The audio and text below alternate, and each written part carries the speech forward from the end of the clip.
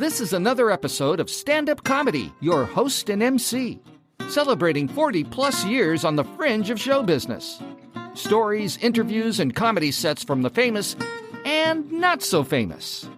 Here's your host and MC, Scott Edwards. Hi, and welcome to this week's show. We have a special guest, and not only a terrific comic, but a longtime friend. You've seen him on Evening at the Improv. He's been on Showtime. He's done hundreds of clubs, corporate events, cruise lines. Ladies and gentlemen, let me introduce one of my best friends in the business, Steve Bruner. Hey. Wow, the crowd goes Scott, nuts, how are Steve. you? So nice to have you on the podcast this week. I think I've been looking forward to this ever since I started. There's certain people I know in the industry that I think of more as more than just comics, but friends and people that grew up in the industry with me. And you're one of those. Thanks. Oh, I appreciate that, Scott. Thank you very much. I do have a question. Are there any non-special guests you have on the? We're looking forward to our special guest today. We're looking forward to our less than. This is all we could get this week. Yeah, I like being a special guest. That's nice. Exactly. Well, whenever I can get somebody of your caliber of comedy on the podcast, it's special. I'm the most famous person in my house. That's the best.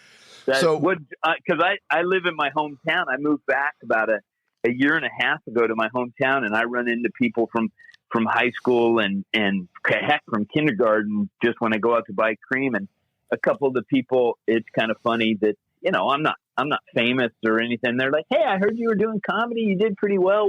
What's going, I guess you never made it to be famous." And I never knew what to say.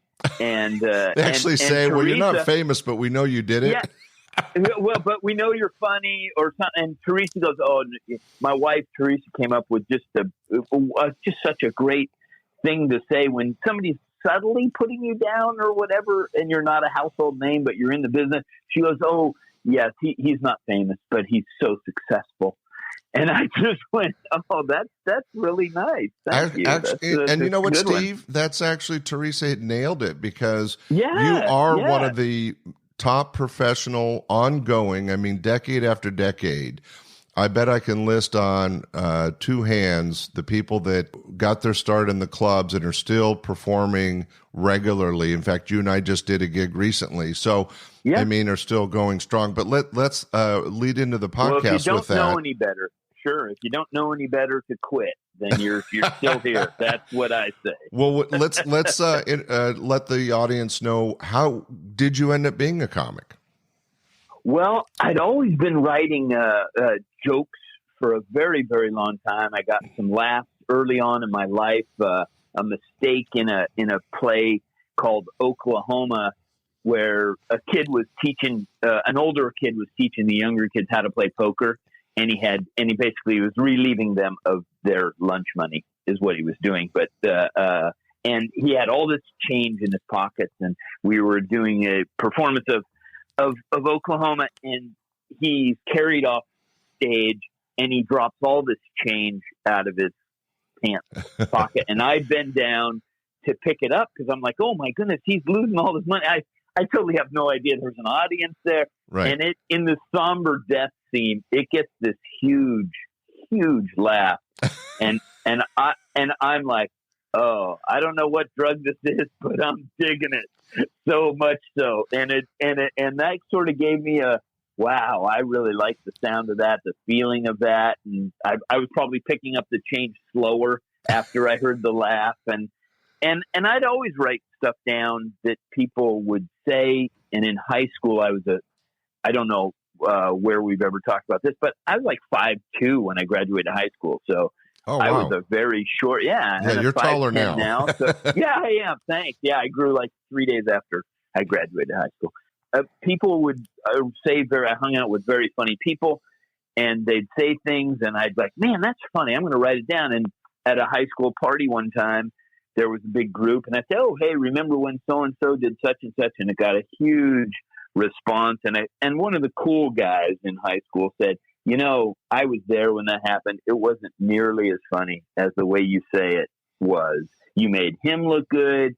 You made her look good. You made it funny. Everybody loved it. Yeah, I think you got something here. And I just kept that notebook that I wrote funny things down, and I sort of learned how to order material so the punchline was at the end. And you got a little early validation, it sounds like. Yes, for being a short guy, being funny was my in, and it helped. So got a validation, and then in college I entered a couple little talent shows and got noticed. I just went up and read out of the notebook out of things I had written, and it worked.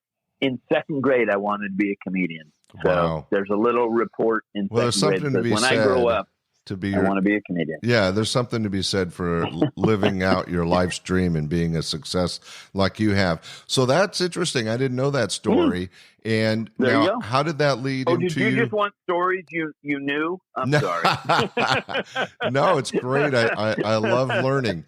So how did that lead to us meeting and you working at Laughs Unlimited? Graduated college because I did think comics starve. And so I thought, well, you're going to need, something to make money, and you're just going to be doing comedy for fun. And maybe if it turns into profit, hot diggity. But after college, I moved in with a bunch of fellas from high school. No, and I'm going to interrupt. I want to interrupt. Yeah. What'd you graduate with degree-wise? Oh, what are you, my dad? I graduated with a degree in economics and a degree in political science. Or those were my majors. I don't know the difference between majors and degrees. And then I did get a minor in speech. So I'm using the minor in speech. That's what I always told my dad. I am using my minor in speech. Thanks for paying for most of my college. I tell people, I used to give advice to young comics all the time. And just like you said, there's very few people that float to the top, the cream of the crop, that make the money necessary to have a living in any type of entertainment, especially comedy. And I used to give people advice that, have a backup plan. And the fact that you had a degree in business or political science at least showed, one, that you used your brain, that you were smart. But I mean, I would have given you that same advice if I had met you in college. Finish what you're doing, have that as a backup, go for your dream, but have a backup plan. So that's interesting. So then, it helped. It helped for sure, because econ, I learned how to sort of invest in stocks, and I sort of knew that there was a little, you should live on less than you make, which my first years of comedy was very good advice. I starved a little bit, but anyway, then one of the fellas named Eric moved to San Francisco because he wanted to go into modeling. He was a real good looking kid. And he said, I don't think I can afford to live there by myself. Would you consider coming down? And I said, time to put up or shut up about, being a comedian.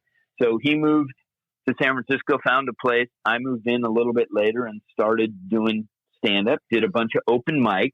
Were you doing the zoo and Cobb's? My first paid gig was the Holy City Zoo. Very proud of that. $12.20. Wow. And then there were competitions around the Bay Area, of which you had one. I think it was called the Great Northern Laugh Off or something like that. Great Northern California Comedy Competition, yes. Okay. And I did one of those. I made it to 8th place. Although Lamont Ferguson, good friend of mine, says, no, I was 8th in that. And we were basically, we made it to the finals, but we're in way over our head. But we became great friends because we were starting out. So I got 7th or 8th. And the prize for getting 7th or 8th was a week at Laughs Unlimited. Not a bad prize. And not a bad prize. And I remember my first week was you had Birdcage at that point. I worked Birdcage with I had her name on the front of, and she gave me some real solid comedy advice. Joanne Deering was my first headliner. And very funny young lady. She listened. She's fabulous. She had a TV show there for a while. She hosted a TV show, but she said she listened to her tape after every show. I spent, half my weekly wage there going to buy a recorder. I listened to my stuff, and she helped go over a couple jokes. I think I only had probably 8 jokes at that time, but so she didn't really have to help edit too long. But I got better and better. And the funny thing is, Scott, you thought I was too nice of a guy to hire me back. And I came in to laugh, and I was told, yeah, go down there, get paid, and get your other weeks. And you said, I heard you were funny, but you're too nice a guy. This business is gonna, nice guys, it's gonna eat you up. And so, come back with a little more seasoning. And I think I said, man, you're a jerk. Well, I did. I heard, and then you said, oh, okay, I'll give you another week, And so it was kind of like if I stood up for myself, you hired me again. Well, I did take. That was our. Yeah, that's an interesting. And I appreciate you. And of course, I don't remember any of that, but I think it points out something that was very true, and that was that I took my job as a comedy club, which we weren't Vegas, we weren't TV shows, but we also weren't high school gigs. We're part of the training program, and I took my job seriously on telling people honestly if they had an opportunity or not. And I'm not sure I was right 100% of the time, but I would on a regular basis sit people down and say, look, you're good, but you need to do this and this and this, or you're not good, and here's why you need to keep that degree going. And you are one of the nicest guys in comedy. It. Oh, well, thanks. I appreciated it, and I had a little schooling in San Francisco where there was a guy, very talented comic, at open mics after your show. He would come up. Didn't matter if he had a good show or a bad show. He would come up and say, "Quit now, you suck." No! And I mean, it didn't matter.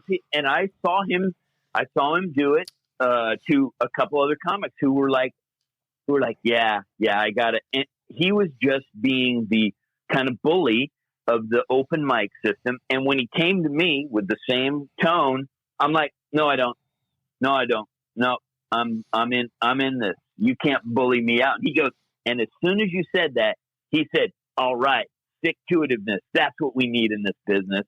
So I had a little taste of somebody who just kind of bristled up and said, look, this ain't a sissy game. It's a mean, hard business. I've slept in my car to get the hotel money that some clubs gave you because I wanted to make a living at it, and it's not for shrinking violets. And I don't think you have to be mean, but I think you have to have a little, toughness of show business has thrown a lot of people out because they just didn't like to deal with the business part. And I agree that that's not the fun part, but the rush of the stage and writing the material like I've been doing for a while now is just so joyful. I'm so lucky. I just feel lucky. They were, and I would have had similar advice for people, but it is being a road comic has to be one of the toughest existences in business,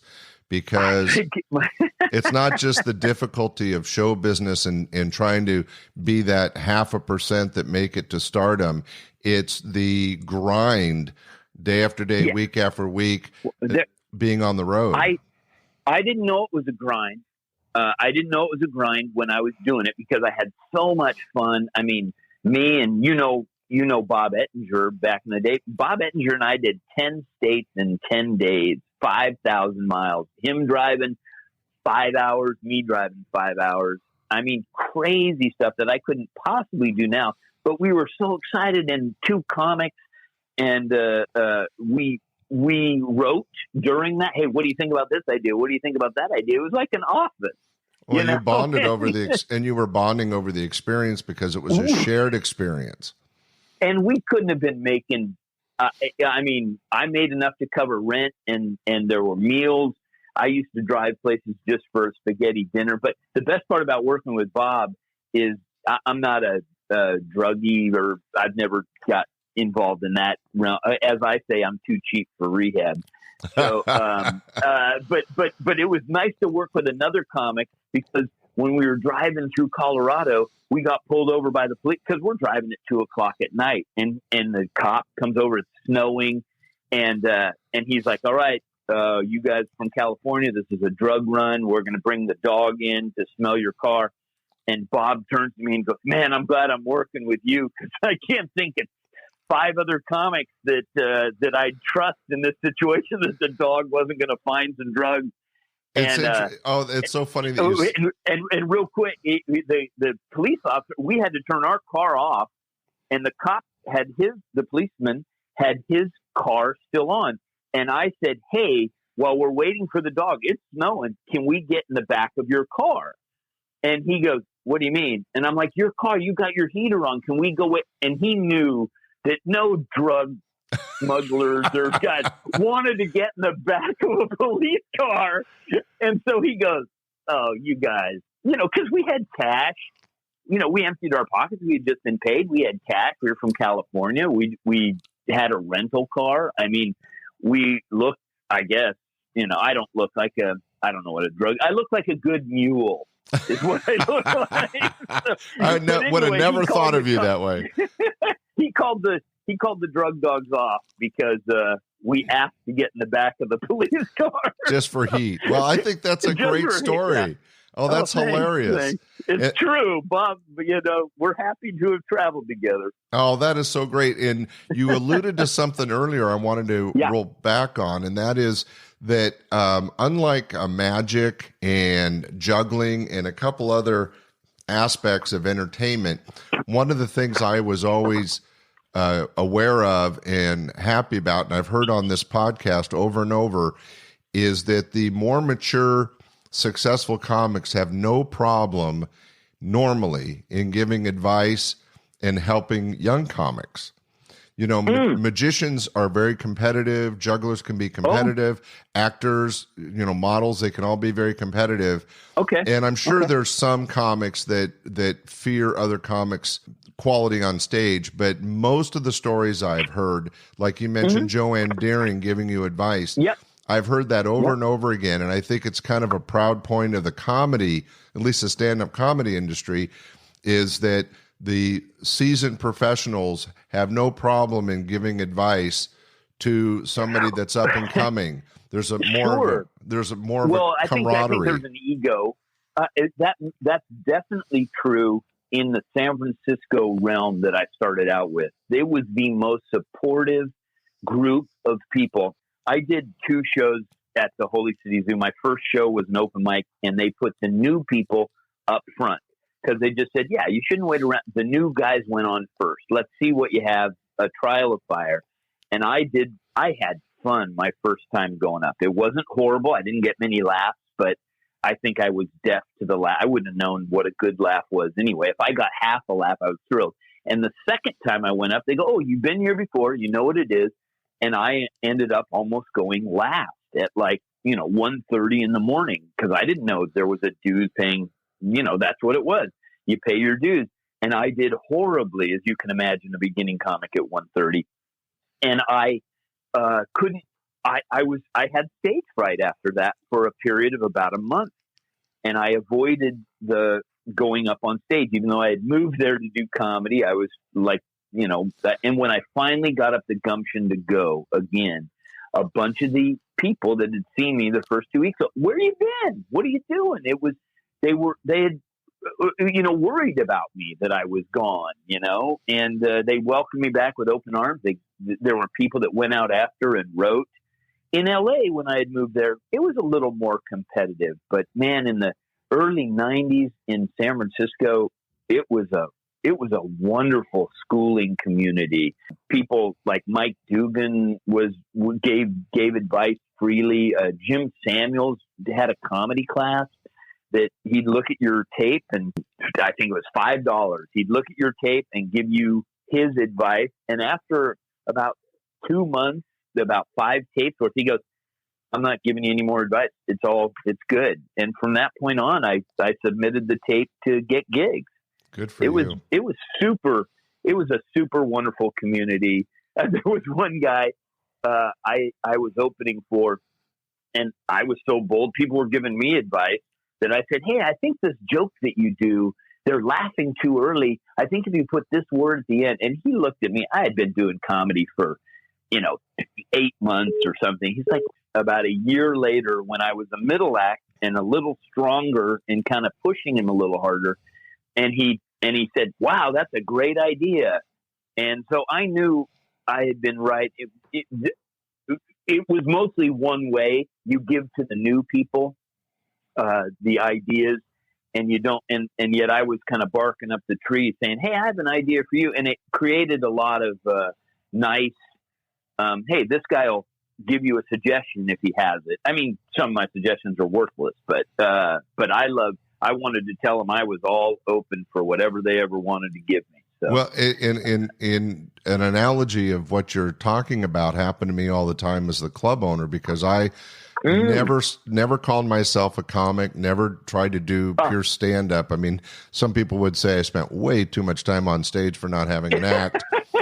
But I think what you were alluding to, and I think it's a truism, is that certain people have an ear for comedy on what works, what won't work, in the right timing and verbiage to make something better. And I often would give my advice to comics, not always heated and maybe not always right, but I have a good ear for comedy, even though I don't perform it. And I was not shy because I was the boss in you're sharing not my opinions. Because you're you. Well, let's backtrack a little bit, because I wanted to touch on something that you mentioned a few minutes ago that I think is really true, in that you are a clean comic. Now, not only a nice guy, and like I said, I was warning you about the industry, so you're a nice guy, but you're also one of the rare breed of ultra clean comics. And you have maintained that for 4 decades of entertainment, or 3 decades of entertainment. Not trying to age you. No, that's okay. Go ahead. But then you mentioned being at the zoo or Cobb's and doing a set at 1 or 1:30 in the morning when the people are a little drunker and they're a little crazier, and they're always had somebody dirtier up in front of you. I was just going to say, can you explain the challenges of being a clean comic in that situation? I don't know. It never, it's not like I don't know the swear words. It's not like when I hammer my thumb that I don't have a good working usage of that vocabulary.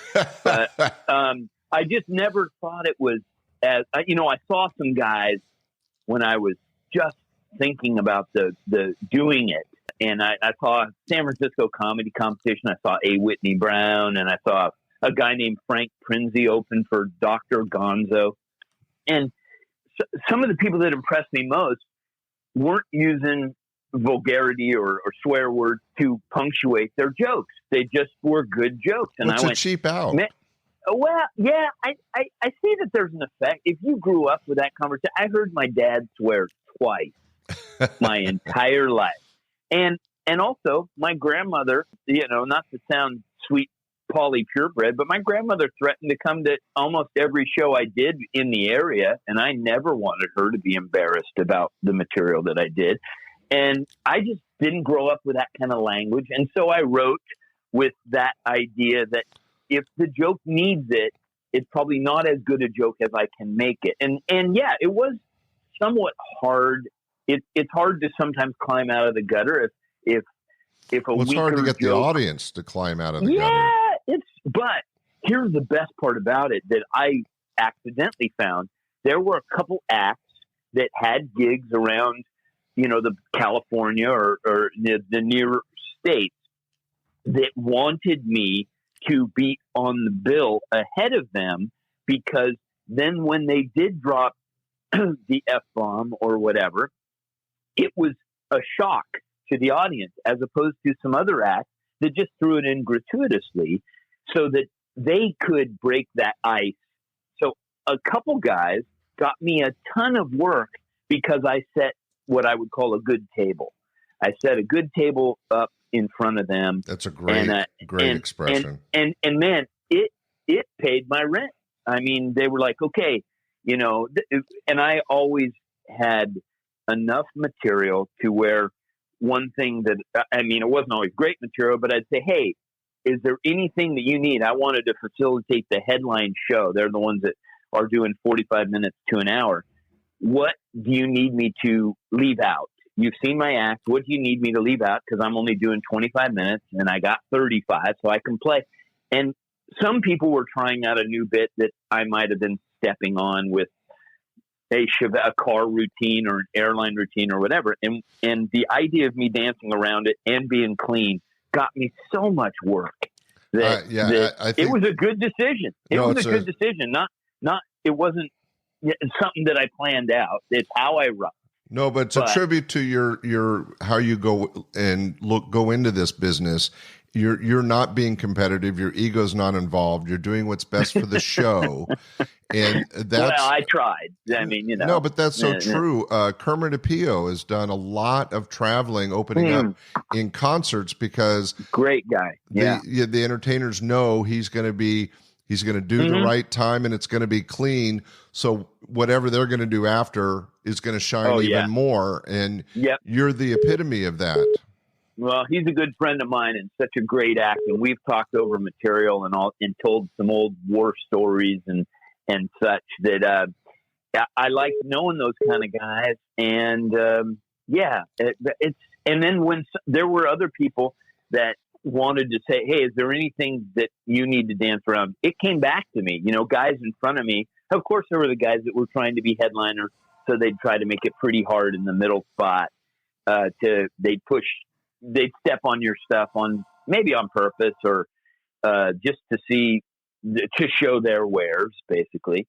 And I was always happy that when somebody said, hey, do I need to? No, do your act.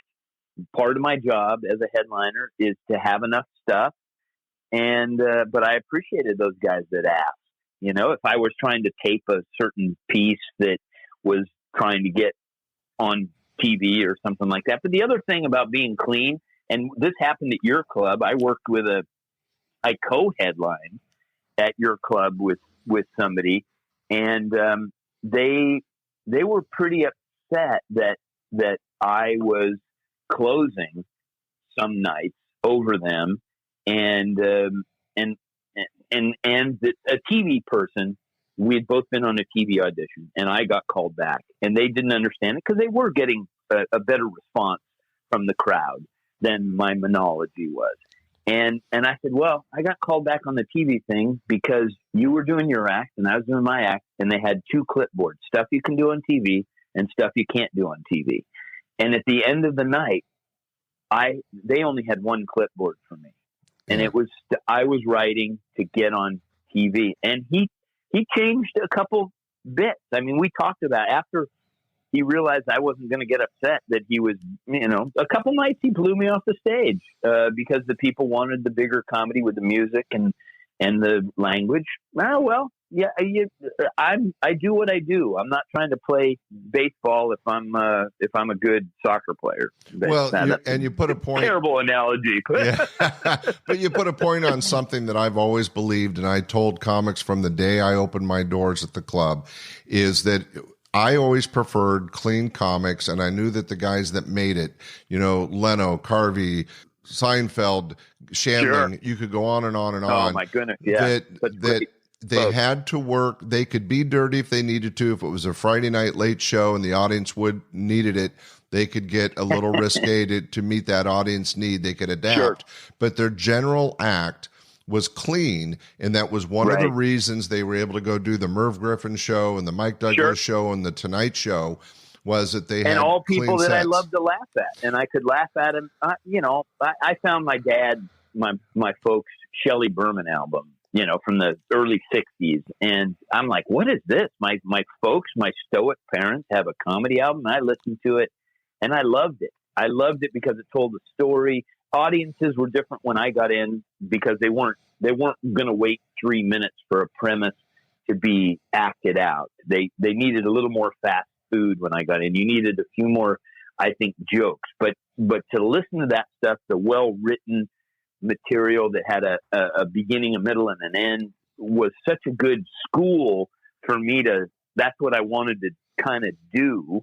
And they didn't swear. You know, I didn't really hear until much later, the Red Fox party albums or anything like that. So no, but I think I was schooled in. It does make a point. Well, tell you what, let's share with the podcast audience what a solid, clean entertainer sounds like. I have a 4-minute set here that we recorded in the 80s and then released it in our 20th anniversary CD. Oh my goodness. Now this is the Wayback Machine. Yeah, this is some early material of yours. So let's go to that right now. Everybody, this is crank up the reel-to-reel, Scott.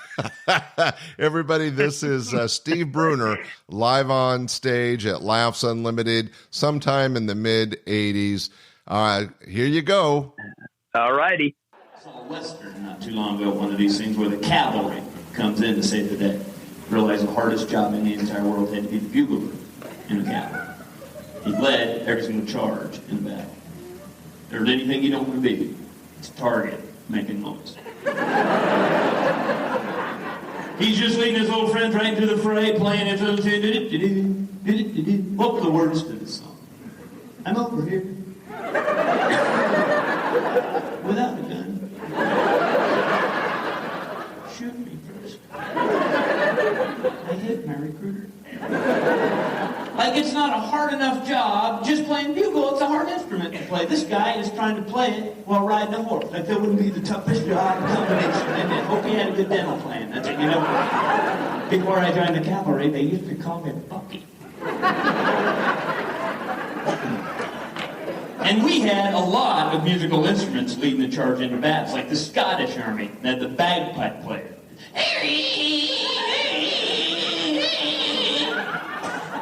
He was definitely shot first.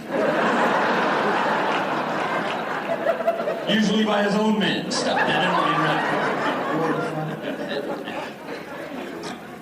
Tough jobs are everywhere. I think it's got to be a tough job to be doctor. Because everybody's nervous about going to the doctor. Figured out why I was so nervous last time I went. It's because they give you that little form that says name, address, phone number. Then line 4 says, in case of emergency. Who do you want us to notify? Perhaps the doctor. I guess if he doesn't know what to do, I should put down coroner. Shouldn't I know for you? This last flight across the country, she actually said, as part of her safety speech, in case of an unscheduled landing. Code word, crash. In case of an unscheduled landing, file out in an orderly fashion. Did you not see us trying to get on the plane?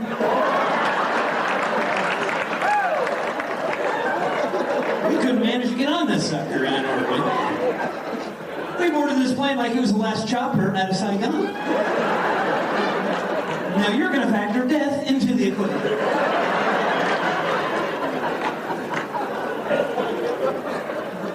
And they've made flying uncomfortable for a lot of people now. They've outlawed smoking on airplanes. You think that's a good idea? Yeah, people kind of applaud that. The no people never applaud anything from too busy gasping for breath. It's like, I'd kick your butt if I had the lung capacity. So I think they should still have separate sections. Maybe not smoking and non-smoking, but something to separate us, like withdrawing and non-withdrawing. That way, for a 7-hour flight, I wouldn't have to sit next to Mr. Fidgety who's being forced to quit. Because you realize in the very first minute you sit next to him, it's going to be a very long flight for both of you. You know I can't smoke.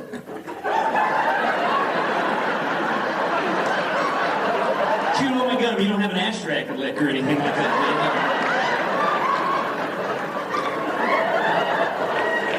Once you're in the air, he's bothering the stewardess. Ding, ding, ding, ding. Is there any place I can smoke or they're having a problem here? Is there like a door to the wing? Maybe a window rolls down or something I can just pop you.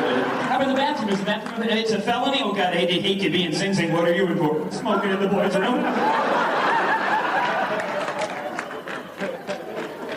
I used to, until this last flight, I used to worry about a terrorist hijacker. Not anymore. Now I'm worried about some guy in the midst of a nicotine fit. All right, just land the damn thing. Put it down. Somewhere near North Carolina, they grow tobacco there. Hey, I don't start smoking, we all start smoking. Get what I mean? That's old material, but it still works. What's interesting is that that bit ends with smoking on a plane, which, right. Back in the 80s was still a thing where you had smoking sections, which made no sense. There was a time that we had a smoking section in the club. The smoke is still there. Oh, but sure. From what I understand, it doesn't take direction. Right. So, and what's funny is if you were under 30 now, or under 20 for sure, the idea of smoking at all should not be good. But smoking in a plane would never have even come up, and here it's a concept on your bit. Great set, by the way. Oh, thanks a lot.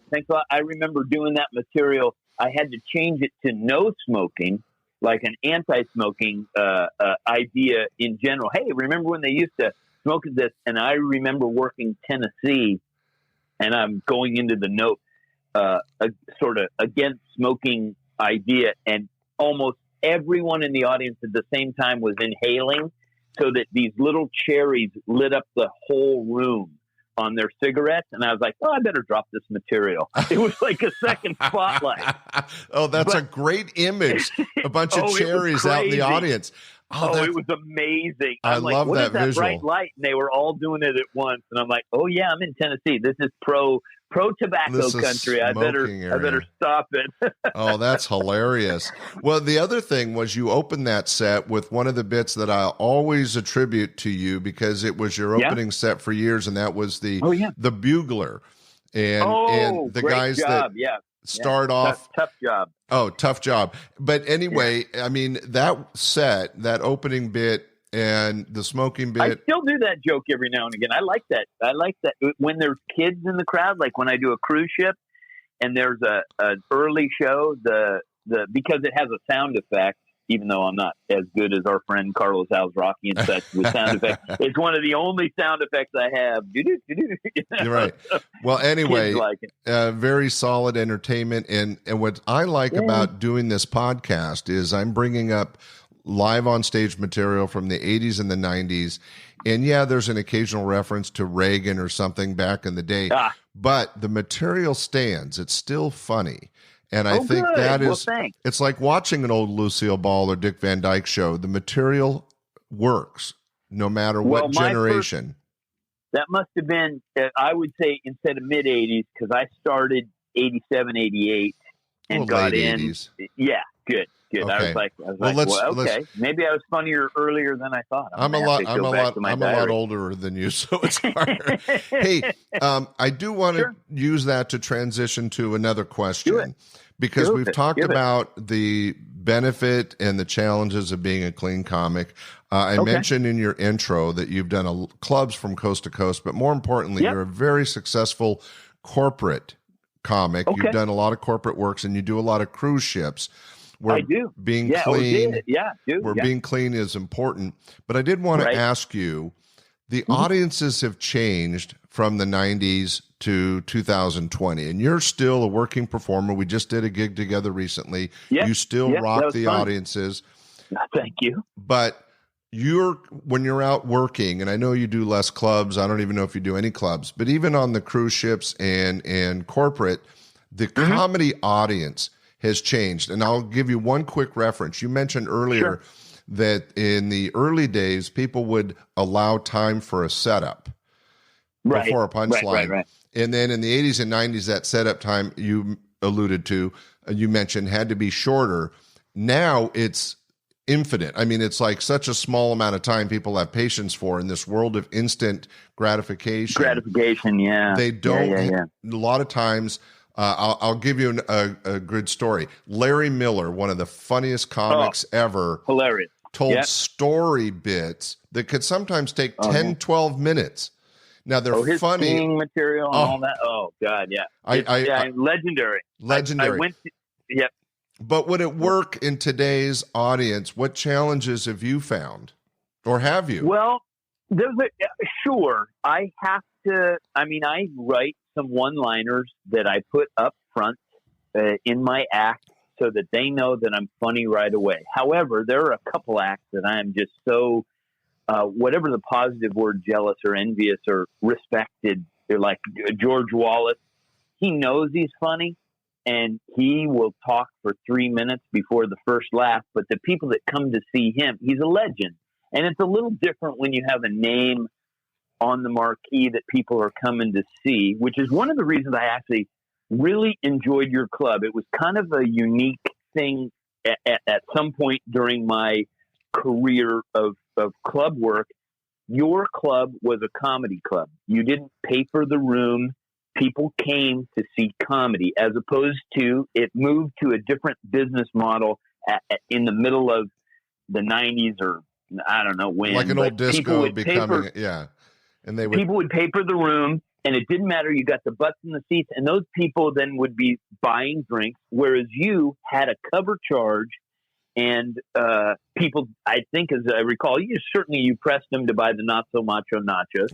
But good memory. But they could sit there and we paid for a comedy room, and so they were there for the art form or whatever. And then when it got to a paper room, it got to a different group of people, and it was a little harder. Now you're competing with cell phones. Somebody's cell phone goes off. Or it doesn't even ring, but they note it and they need to text their friend back or their babysitter. They have their own lives. I think it is a little harder in some ways, but there's also more availability. More people see my little 1 minute Bruner breaks that I put out every 3 weeks from a taped show, and just a little bit that lasts about a minute. More people see those than I've performed in front of.